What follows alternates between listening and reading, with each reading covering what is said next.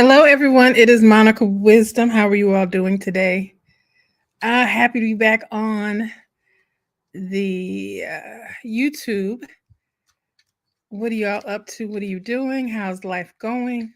I am Monica Wisdom. I am the founder and creator of the Black Women Amplified podcast. And I just had a few thoughts. I thought I'd come on here and chat with you all about it. I hope you got to check out the other episodes that I put up. I went over earlier this week, about 5 reasons to have a podcast. I hope that you can hear me. Let's see. Let me make sure my audio is working. Yep, everything is on. I don't have my headphones on, so I can't hear myself. But anyway, hi. Hi. I hope you all are doing well. I released an episode yesterday. Um yesterday, my final conversation of season 3 of the Black Women Amplified podcast with debut author novelist Ishi Robinson, who wrote a great book, coming of age book called Sweetness in the Skin. And she's a Jamaican born writer who lives in Berlin.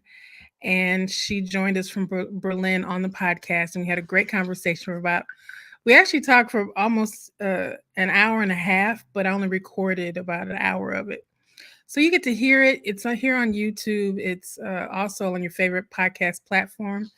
I only do audio podcasts because I find that it gives a much more intimate experience for Black women. And we tend to do better when we're not worried about the camera and worried about how we look. So I just find it to be a better experience when it comes to interviewing people. I may do video one day, but of course that's going to be when I'm, doing the things.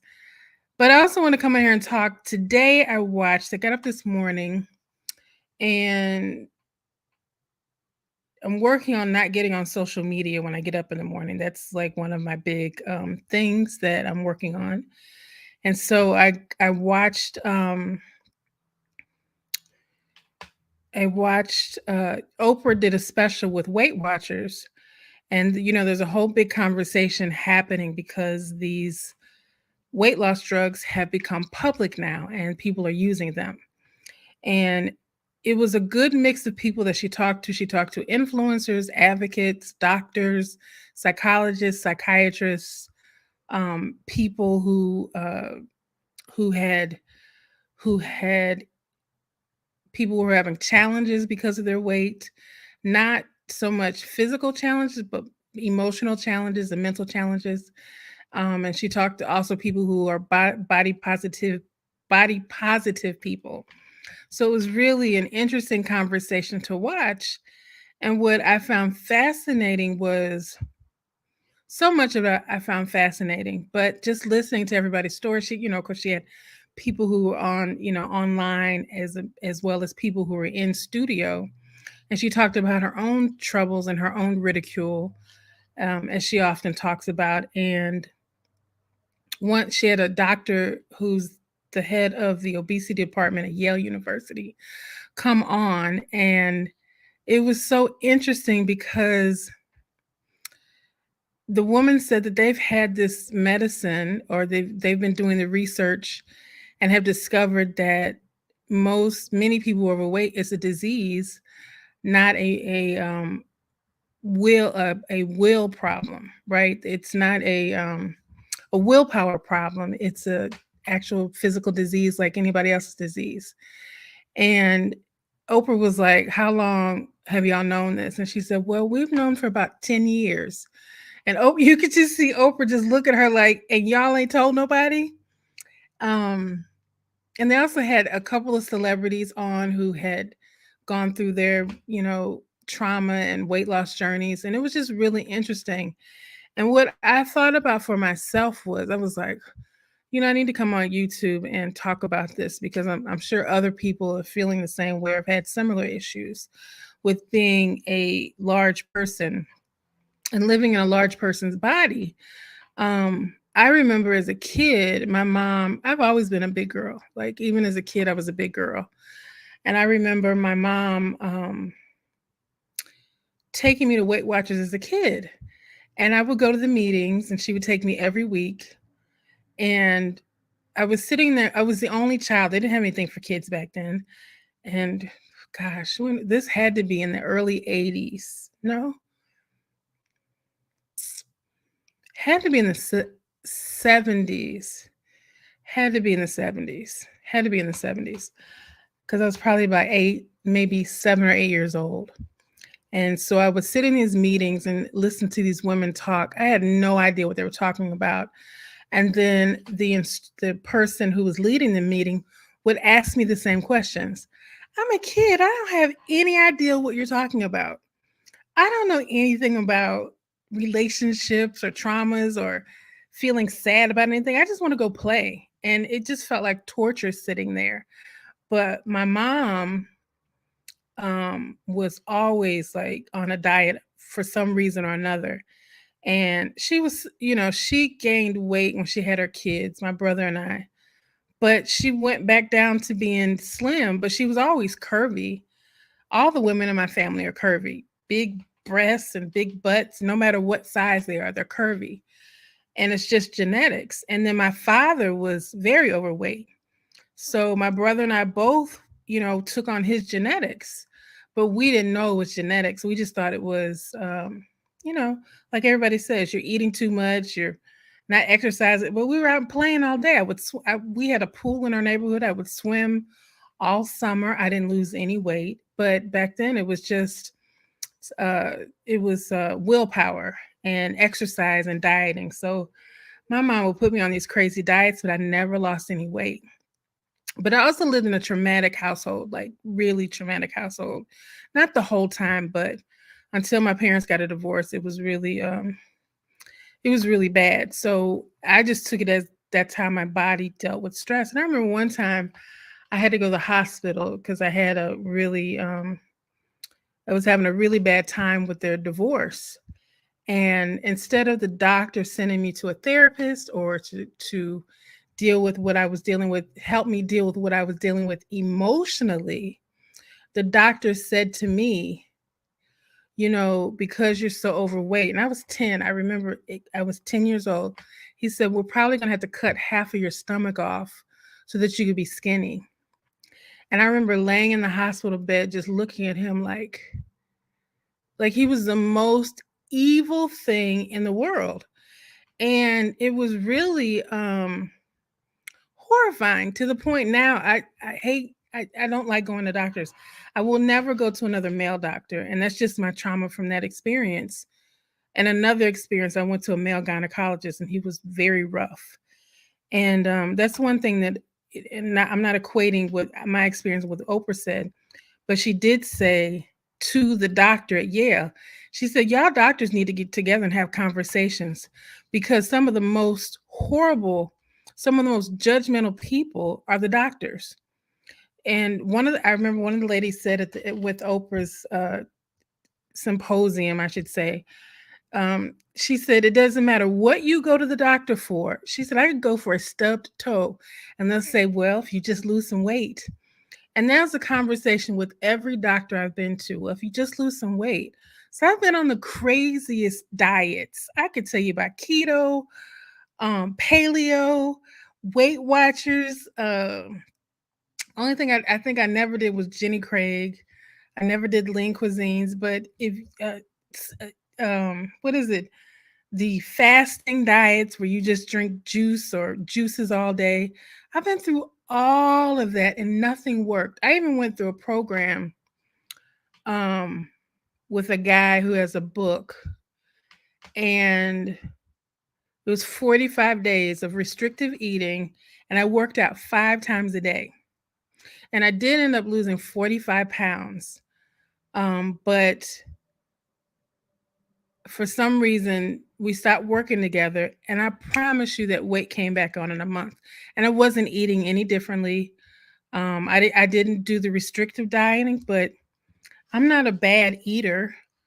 I'm not a and then I remember one time I was going through, I'm to get ready to tell all these horror stories of being a fat girl, the stuff that people say to you. I remember one time I was going through I learned how to, I'm a coach, and I was going through one of my training classes, and the coach whispered in my ear. He said, "I bet you hide cookies in your closet, and that's why you're so fat." And I'm thinking, so, which is complete lie. It was a fabrication, but I was like, this is what you think of me? And all I could think of was, I bet you do too, but it just doesn't show up on your body. We all have issues. Some people have, some people have diseases and disorders we will never see out, and a lot of people deal with trauma that we'll never see. But when I get stressed and hormones go out of whack, and I'm just learning about how hormones act on your body, and people are like, well, Monica, well, if you would just eat lettuce all day and work out 15 hours a day, you'll be skinny. Will I? I don't think so. And then it wasn't until later on that my doctor said I had metabolic syndrome, right? And it was, but she still didn't go into the whole process about weight. And it was very disheartening. And I was just like, you know what? I'm just gonna, I'm just gonna do me. And here's why I said that. I got tired of constantly caring about what people thought about me, caring about feeling down and depressed because I didn't look a certain way, or um I didn't present a certain way, that how people perceived me. And it just became very, very hard. Um and I was tired of it because I had so much other stuff to clean up in my life, mental and emotional and physical abuse, um, all types of things that I had to deal with. So it was like, either I'm going to deal with this or this. And I can't deal with this unless I deal with this. So I went on a quest of self discovery to learn to love myself and to learn to accept myself in a whole new way. And that built up my confidence, but I still have those conversations running in my head about what people have said to me. And so watching it today, as I'm listening to the other women talk, I'm sitting here like, gosh, one question they asked, it's really good. Even if you don't have a weight problem and you have any other issues, it's great. It's a great thing to watch. I will link it in the comments when I get done with this. But it was really let me see if I can do it now. Let me see if I can pull it up. Hold up, y'all. I'm new to all this, so let me see if I can pull it up.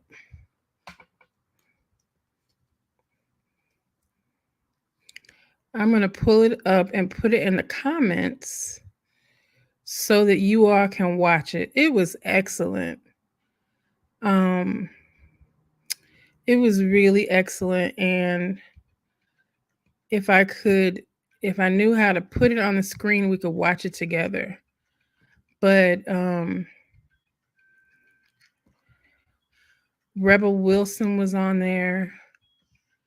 And I'm going to put in the comment section if you want to watch it. Oh, look at there.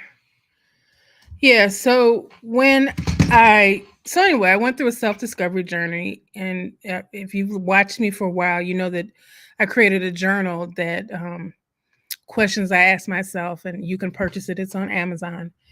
And so I went through a self-discovery journey so that I could learn to love myself and kind of extract all of the emotions and the trauma, because I tried therapy. Therapy was not my friend.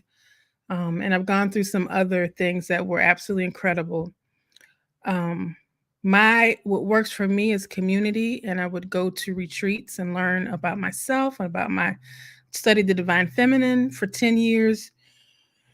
But what I realized when I was watching it today was like, wow, there were still some memories that I needed to really examine. And just like I told you earlier, like I completely have forgotten about when the doctor told me he was going to cut half of my stomach off when I'm dealing with emotional problems.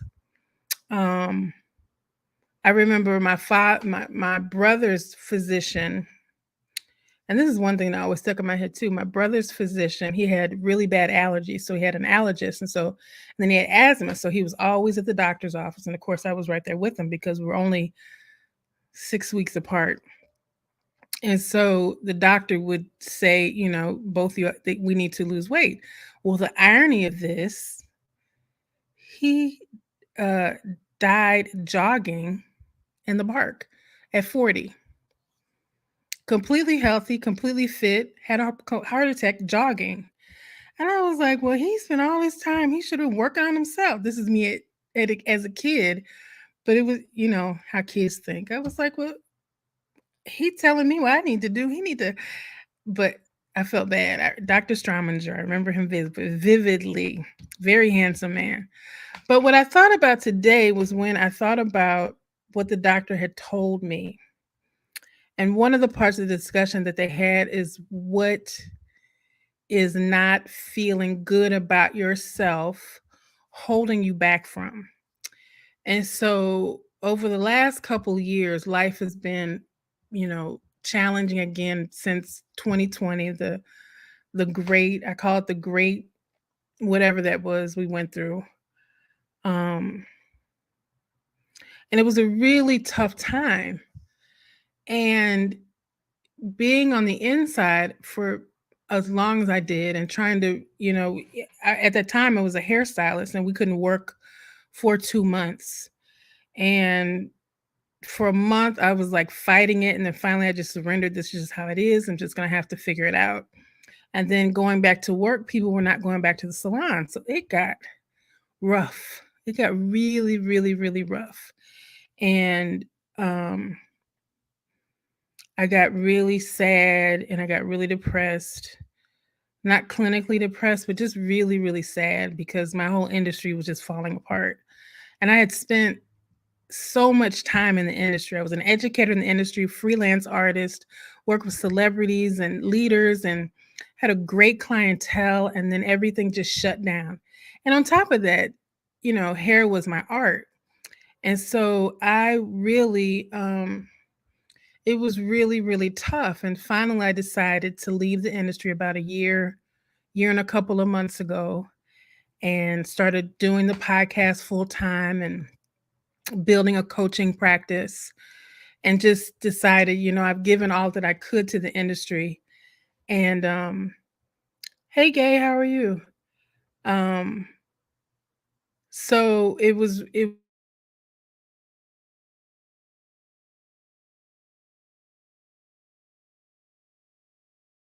um yeah, I was always outside playing. We had to play. Like my mom was like, get out. And we couldn't come in the house until the sun went down. So I was drinking from water hoses, playing all day, swimming in the pool, doing all the things outside. I was very outdoors, but I just was never a skinny kid. But my dad wasn't skinny. But so it got really, really tough. And I had to go back through and go through another self-discovery journey and realize that either I was going to rebuild my salon business or work on some of my other dreams. And so I picked working on other dreams because I had been in the beauty industry for 35 years. And I was like, you know what? Let me go do something else. So I'm building something else, which is why.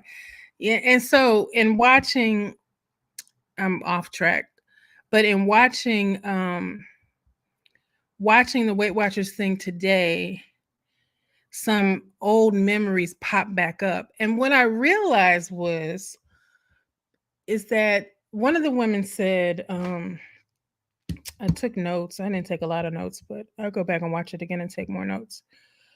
Um, Oprah asked people what they wanted for themselves, and the one woman said she wanted a great inner dialogue. And that just went ding, ding, ding in my head because I'm like, I don't care what people think about me. I really, really don't. I always say, if people could walk in my shoes, they would not even care about my weight. They would be amazed at the stuff that I've been through in my life, and I still have joy. I have ups and downs like everybody else, but most people could never have walked the shoes that I have walked in. And but what I realized today is that my inner dialogue is a problem. My inner dialogue is a problem. What I say to myself, um, like somebody said, watch what you say to yourself because you are listening. And I was like, oh my God, my inner dialogue is just off the charts. Um,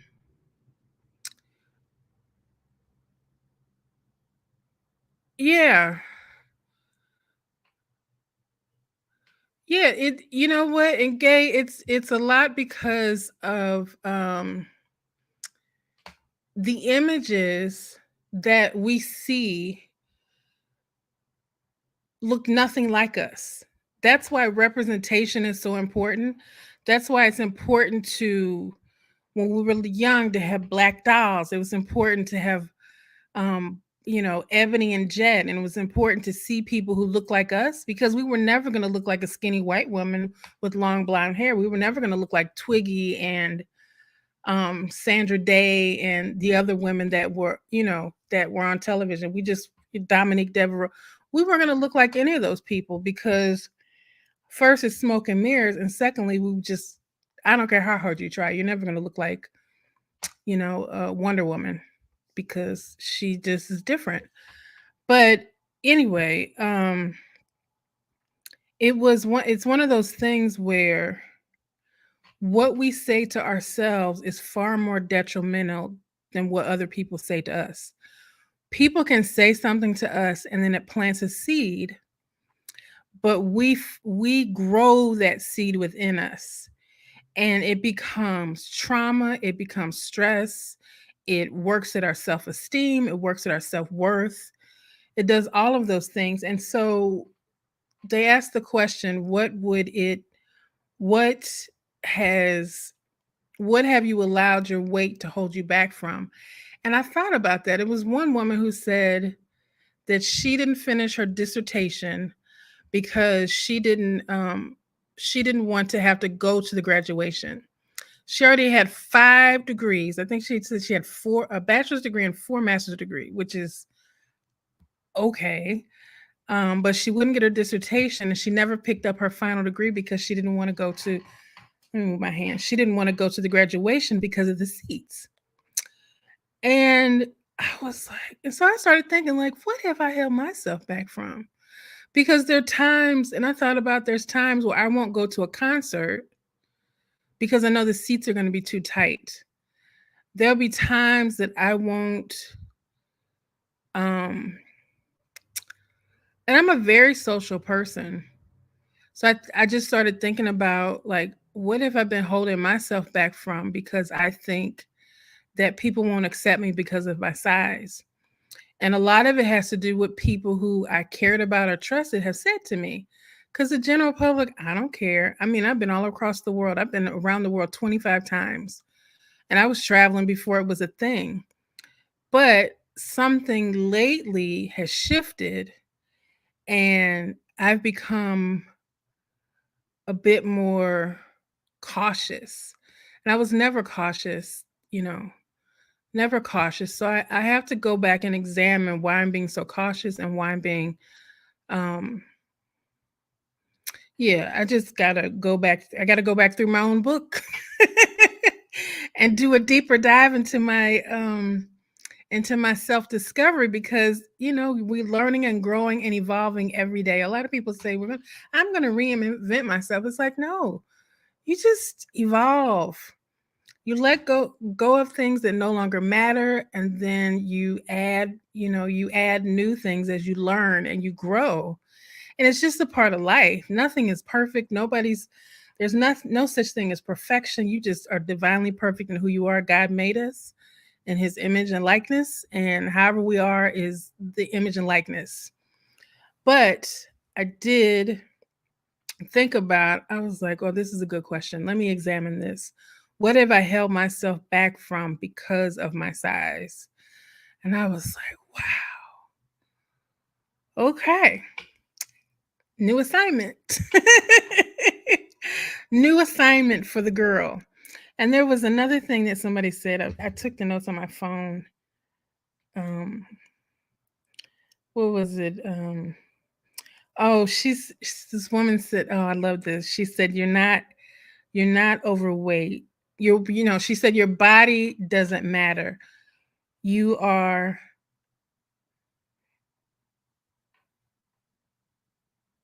you are how big you love. She's like, that's what matters. And this was the question. Uh stop living because of all the things oh, that's what the question was. Where have you stopped living? And I said I wrote down in my notes, I stopped living because of all the things that I'm not. Because I'm not thin, because I'm not this, because I'm not that. You got it? So all of the things that I'm not, that is conditioned in my head that I should be, has kept me from doing things that I may have dreamed of. I've done a lot of things, and I've done a lot of amazing things, but certain things I kind of recoil from because I'm like, oh, I got to, just having a bigger body. There's just certain things you got to be prepared for. And I imagine if it's the same thing with somebody who's a little person, or somebody who's incredibly tall. We all have our thing. Somebody who might feel bad because of their complexion. Somebody might feel bad because of their income status. Somebody might feel bad because of their lack of education, which I had that for a long time. And then I went to college and was like, I'm smarter than the average bear. You know. Oh my gosh. Um, but yeah, I've told my friend who's a psychologist, I said I feel like I'm in this unraveling season of unraveling untruths about myself, things that I believed about myself that are just not true, that are just not the reality of what life is. And we are only the prism that we see for ourselves, right? We are only the life that we see for ourselves. We are only the experiences that we see for ourselves. And so, in order to have a new life and new experiences, we have to see ourselves different. We have to shift our perspective. We have to step back and really sit back and, evaluate life and its realities, because much of what we see and what we think is just not real. It just is not true. I'm sitting up here at this big age thinking about what a man said when I was 10 years old, who's probably dead and gone. And it's still, and I'm not thinking about it constantly, but it came up today, which means it's still ingrained in me. And I was like, and then my brother's doctor, who is dead and gone, has been dead and gone for 40 years. And it's still ingrained in me what he said. Oh no, this will get too personal. Mm-mm. I'll keep that one to myself. But I will just say, and I'm sure anybody who is my size or whatever, um,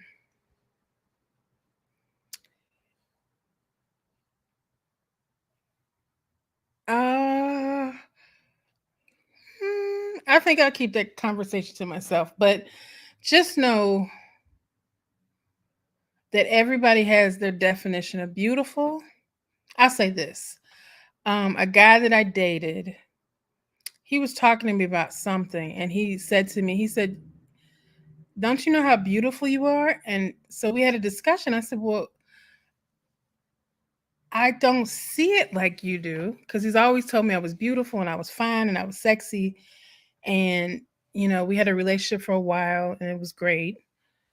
Um, but I never quite believed it when he said it. He was like, why don't you believe when I say this? I said, because, I live in a society that says the opposite of who I am is beautiful.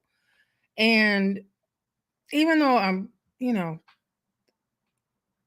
it dealt with my self-worth issues, my self-esteem issues, that piece of it was like, I just didn't believe it. It wasn't that I felt bad about myself. It's just like, well, this is what I look like. I accept and I love what I look like. Um, but he was like, no, you're beautiful. And I was like, what? Hey, why does he keep saying that? And then one day I looked in the mirror at myself and I just flashed by, and it was like this couple of months ago. And I was like,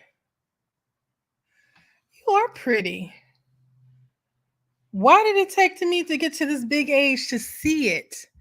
Because I had been working on myself and shifted my perspective of myself.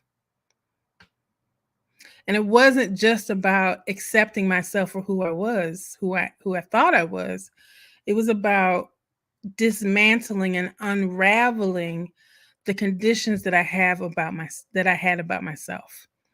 So I was like, wow. It was like I was seeing a whole different person in the mirror. And I was like, wow. Not perfect, but perfect as I am, because this is the mind, the body, the face, the complexion that God gave me.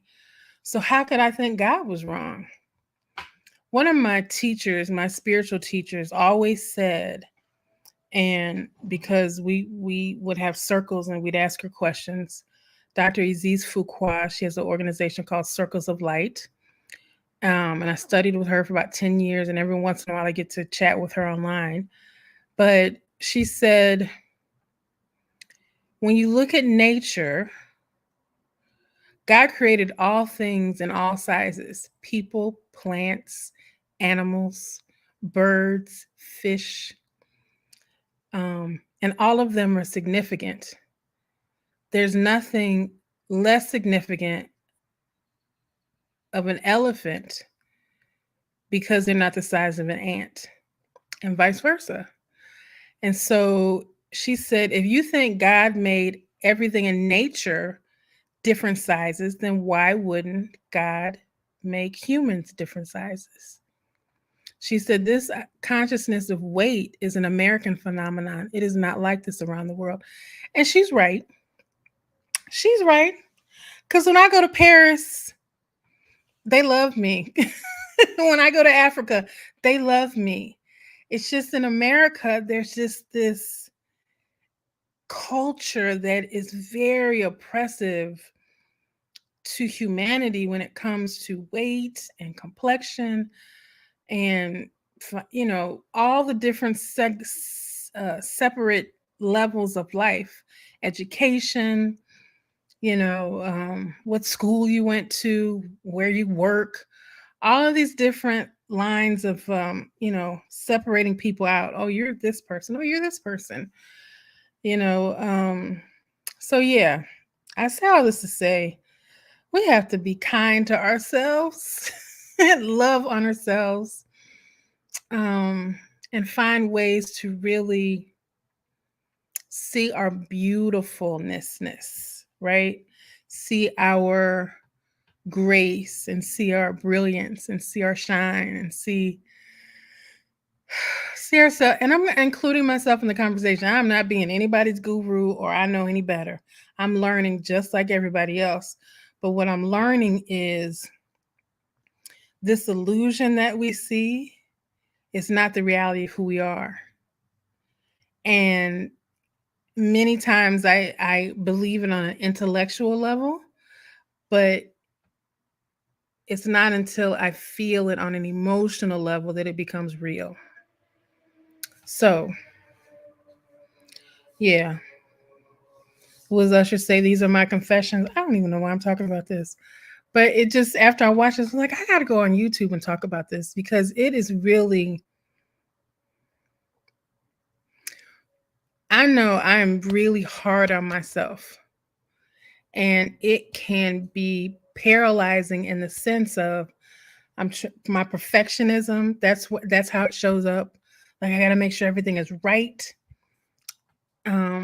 A lot of that comes from my family. I I have to make, before I put something out, everything has to be checked. Just like I just did a whole new journal. And this is the type of stuff I do. So I'm loading up on Amazon. And when you load it up on Amazon, it tells you all of your mistakes. So I just went in and redesigned the whole thing. It's much better. It truthfully is much better, but it was fine the way it was. And I was like, girl, there you go again with that perfectionist shit. And I laugh at myself. You really have to learn to laugh at yourself. Like, oh, there you go being ridiculous again. But the truth of the matter is, it's just a part of the process. It's a part of the unraveling process that we have to have, is that we have to see ourselves in a whole new way and laugh at some of the stuff that we do, because it is really it's a mind game. And in order to play a great mind game, you have to be willing to see yourself, to laugh at yourself, and to make a different choice, and be self-aware and conscious that you're making a ridiculous choice. Because I literally sat up for 6 hours and redesigned the whole thing. But it's fabulous, but it was fine the way it was.